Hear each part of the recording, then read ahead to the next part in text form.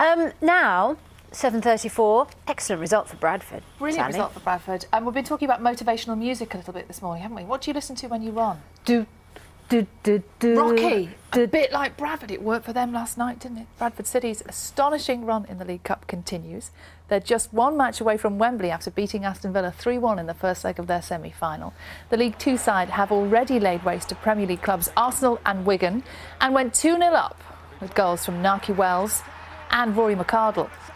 Goalkeeper Matt Duke had produced a string of outstanding saves. The mood at the Valley Parade sobered when Andreas Weimann eventually found a way through for Villa. Not for long though, Carl McHugh refreshed the rip-roaring atmosphere to give the Bantams a great chance of making their first major cup final in over 100 years. We got the message onto the lads when the whistle went that, be calm, let's not get carried away, because we don't give anything to Villa to think that we've done it already, because we haven't.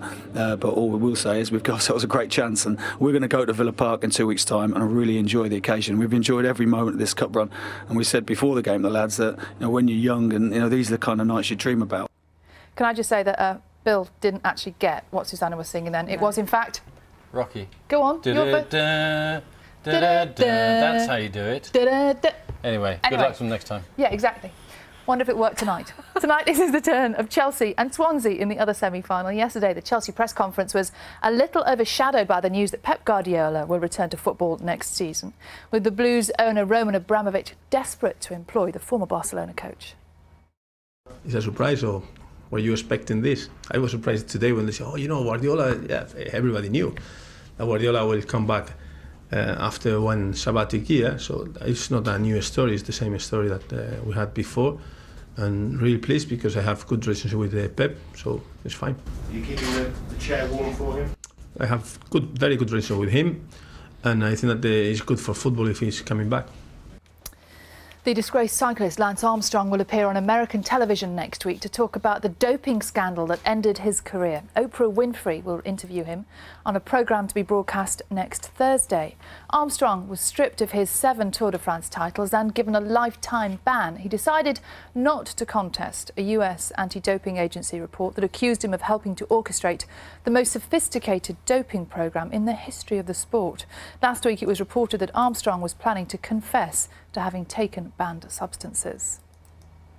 England's Toby Flood has been cleared to play at the start of the Six Nations. The fly half had been cited for a dangerous tackle while playing for Leicester. The Rugby Football Union panel cleared him last night.